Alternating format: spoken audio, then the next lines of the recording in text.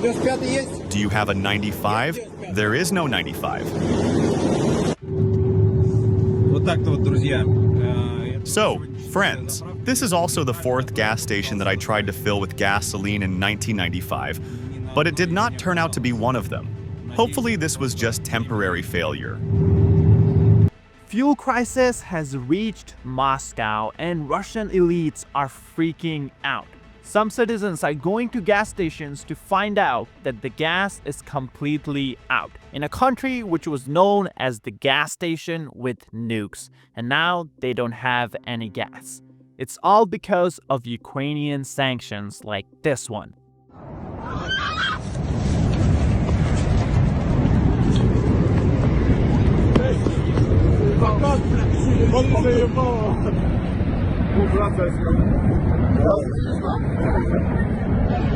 That looks like CGI from a movie, but it's the Russian reality.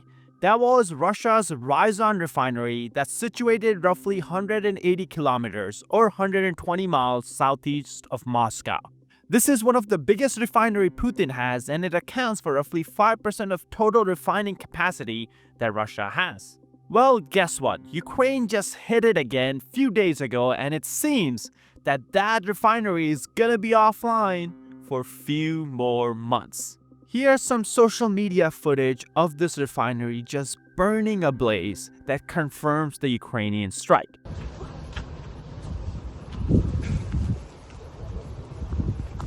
Before moving forward, if you guys can please hit that subscribe button down below to keep up with all the geopolitical news like this one. Let's begin. Now, of course, this is just the newest entry in a long list of refineries that Ukraine has hit inside Russia in just last couple of months.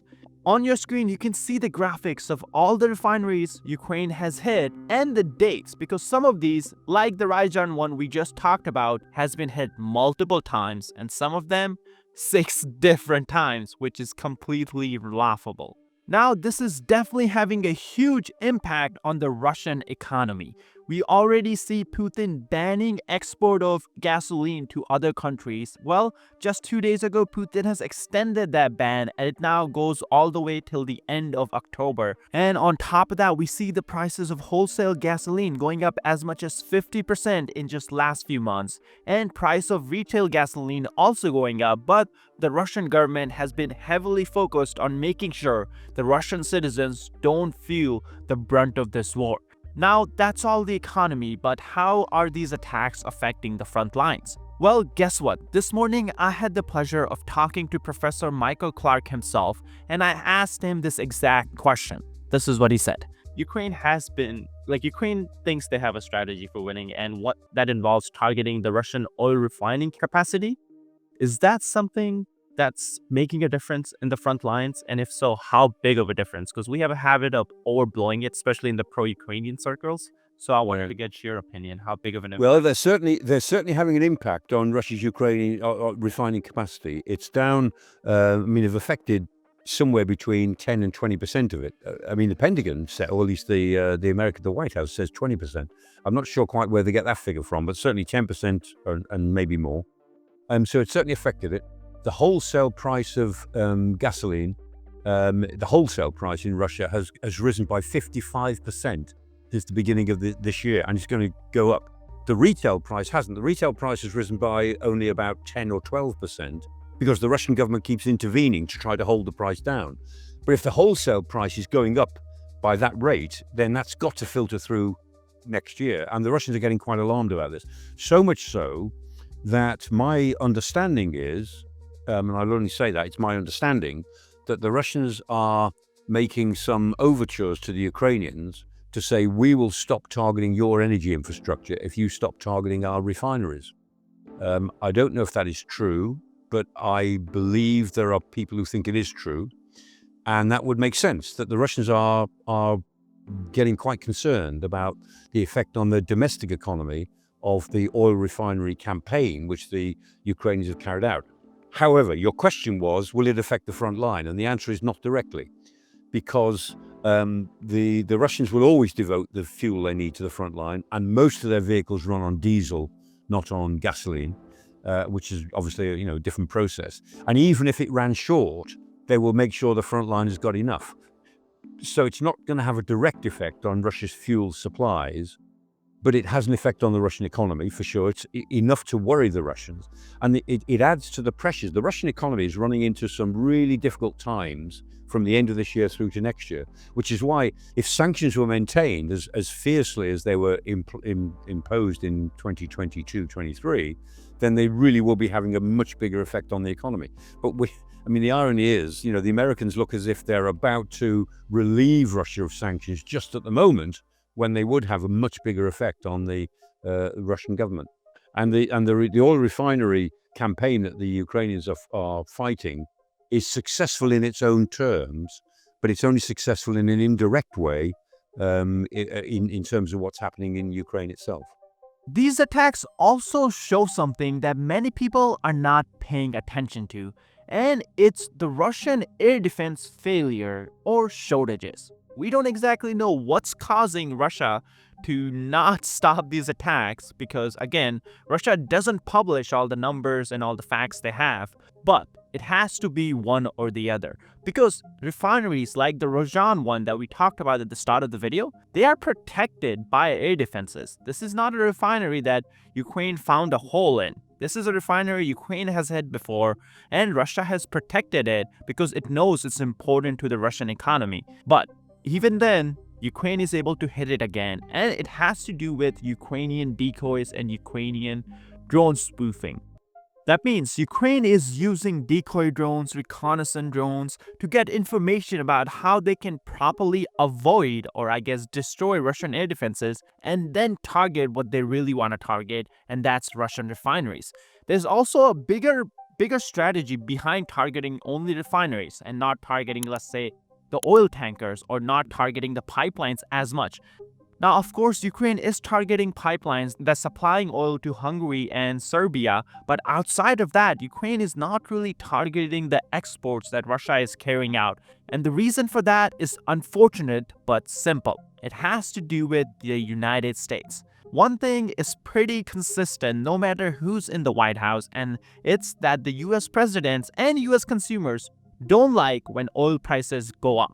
So if Ukraine starts targeting Russian tankers, the market will react in unexpected ways and the prices could go up tremendously. And that's the risk Ukraine cannot take because that will piss off the US, and Ukraine kinda needs the United States to push back Russia. Now, of course, that is unfortunate because Ukraine would have much higher impact on the front lines if it's able to go after the exports that Russia is carrying out. But then again, that's the reality of the world we live in. And this has nothing to do with President Trump. No matter who's in the White House, they do not want oil prices to go up. It's simple as that. So this is exactly why Ukraine is going after refineries because, again, to just point out to people who don't know, Russia exports crude to other countries and that crude is refined in those countries. So China is refining the crude that they import, India is refining it, Turkey is refining it, Brazil is refining it.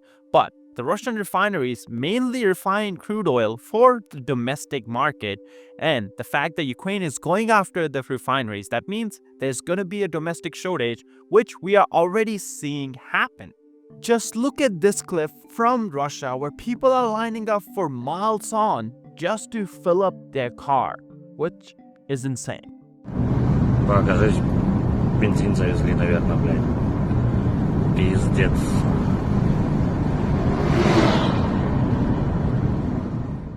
Although all this is happening, Putin is carrying out the war as usual, throwing his soldiers to the cannon fodder, and he's dragging out the negotiations. The reason for all this is simple. Russian leaders don't treat their citizens like something they have to preserve.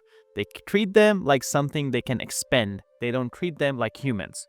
Well, in his newest trick to delay negotiations, Putin has invited President Zelensky to come to Moscow to negotiate a peace deal. Well, President Zelensky had a very clever answer for him. Here's what he said. Right now, 3 weeks after the summit in Alaska, still no meeting between you and Putin. He said he will meet if you come to Moscow. He can come to Kiev. If a person doesn't want to meet during the war, of course, he can propose something which can't be acceptable by me or by other. But it's understandable. I can't go to Moscow when my country is under missiles, under attacks each day. I can't go to this capital of this terrorist. It's understandable, and he understands it. In the same proposition, as I said, that he has to come to Kiev.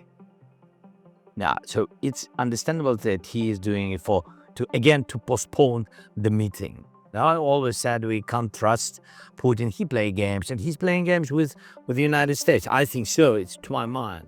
Even President Trump is realizing that Putin doesn't really want peace because he doesn't really care how many Russians are dying on the front lines. At the end of the day, Putin would trade 10 times more Russians if he can take over Ukraine. That's his main goal, and he doesn't care how he achieves it. Little bit, just a little bit. You take a look. They move inches. They're dropping bombs and killing everybody. The whole thing is correct. Not since the Second World War. Now, another interesting comment President Trump made was about security guarantees that Ukraine will get if Putin agrees to a ceasefire or if Putin agrees to a negotiated peace. Well, let's listen in. And what about the security guarantees aspect with Ukraine, sir? Well, we'll work that out. We'll help them. Look, we want to save a lot of lives, so we'll do something with that. I think people expect that. We'll help them. Europe will be first in by far, and they want to be first, and they want to see it end. Europe wants to see it end, and it'll end. It'll end all of a sudden. It's going to come together. You watch. YouTube just dropped a mind-boggling announcement. It is paying creators $64 million per day. Why? Well, because YouTube doesn't have enough creators. That is why you see videos on your homepage that have less than 1,000 views, like this one right here. Now, of course, this doesn't mean that everyone should start a channel. But if you have ever wondered about starting a YouTube channel or a faceless channel, now is a perfect time. YouTube is paying creators millions of dollars every single day, and it's pushing newer and smaller channels now more than ever. But I'm sure you have many questions on how to start and grow a channel. We get questions in our email all the time from some of you guys. That's why we decided to put all our YouTube advice into one YouTube video for completely free. So if you're someone interested in starting your own channel, you can watch that video here on YouTube by clicking the link in the description or card on your screen.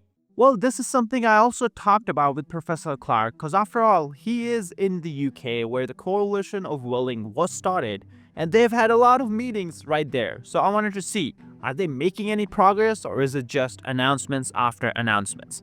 So let's listen in what he had to say.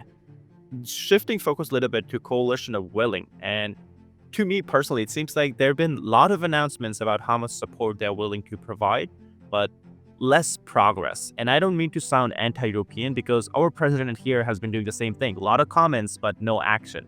Do you see it that way from the Coalition of Willing, or is it just me? Yeah, the Coalition of the Willing is it's now become a coalition of the waiting, and it's a coalition which is trying to fill the sort of gap in between. If the Europeans had chosen to do nothing and say, look, we'll leave it to the United States to try to broker a peace deal of some sort or a ceasefire, and then we'll react to it.